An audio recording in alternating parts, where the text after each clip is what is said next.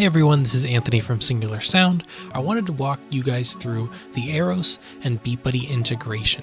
The two pedals are plug and play, and when you put the two together, it results in a really awesome combo, especially for songwriting and just jotting down creative ideas. Let's start by going over a few of the settings you'll want to know for the BeatBuddy. We're going to go into the BeatBuddy settings menu by pressing both the drum set and tempo knobs. Then we're going to go down to where it says main pedal. From here, we're going to go all the way down to where it says MIDI settings. We'll go to MIDI out because the BeatBuddy is working as the master in this setup. And then we're going to go down to where it says start. Now this is the first setting that you're going to likely want to play around with. By default, it should be set to main beat, which means that the BeatBuddy will tell the AEROS to start playing / recording on the first bar of the main beat. However, you could set it to intro, meaning that the AEROS will start recording as soon as the BeatBuddy starts playing drums, or disable it entirely if you want the BeatBuddy to not start the AEROS under any circumstances. The next setting is the stop setting. This setting can be configured to be on pause only, pause and end, or end only. In this case, we have it set to pause and end, which means that when we pause the BeatBuddy, the AEROS will also stop playing and or recording, and when we end the BeatBuddy with an outro, the AEROS will stop at the end of the outro. The last setting that we're going to want to look at is the next part setting. If you have newer firmware, this should be enabled by default, but some of you may have older firmware in which this is actually disabled. Next part just simply says that the BeatBuddy is going to tell the AEROS to transition to another song part when you transition on the BeatBuddy. Now, this is when things might get a little bit complicated because we do have two different methods of transitioning song parts depending on the number of tracks on the AEROS. So let's go ahead and give you a quick show of how that's going to work here.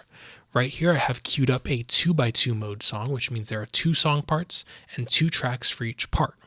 We're going to go ahead and start the drums, and you can see that it'll go in on the first measure, just like that, and now we have the AEROS playing.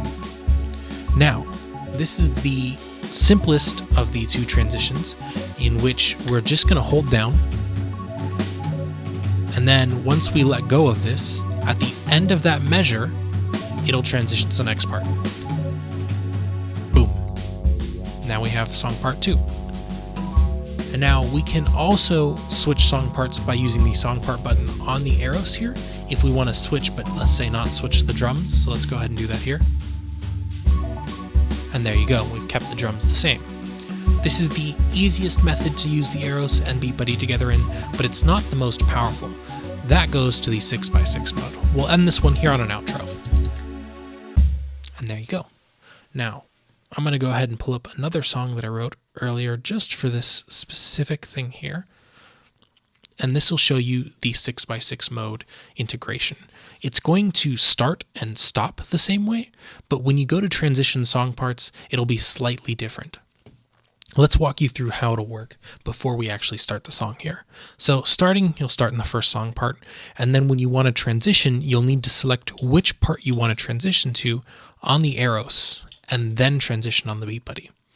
This enables you to jump to different parts out of order, which is especially important if, let's say, part 1 is an intro, part 2 a transition, 3 a verse, and 4 a chorus. You may not want to go in that order every single time. You may want to go from 1 to 2 to 3 to 2 to 4, and then back to 2 to 3.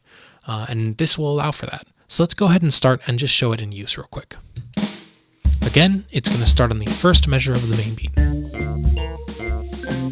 So here we go. We have the first part playing. Let's go ahead and pick the second part here, which you can see is now illuminated by the green right there.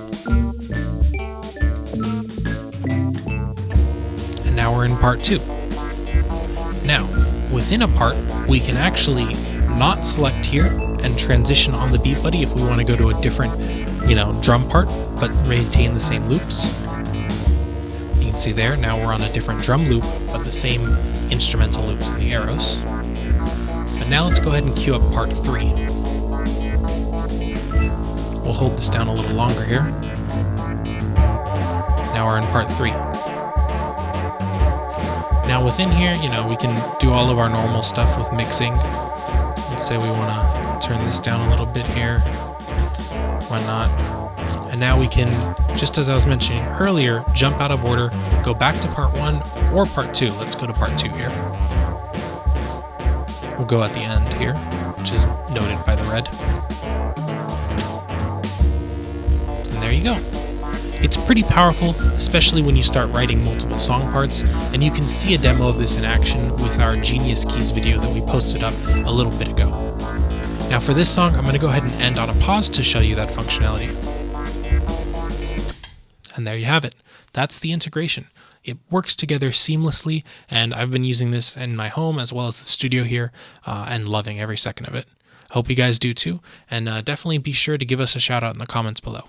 Cheers, everyone.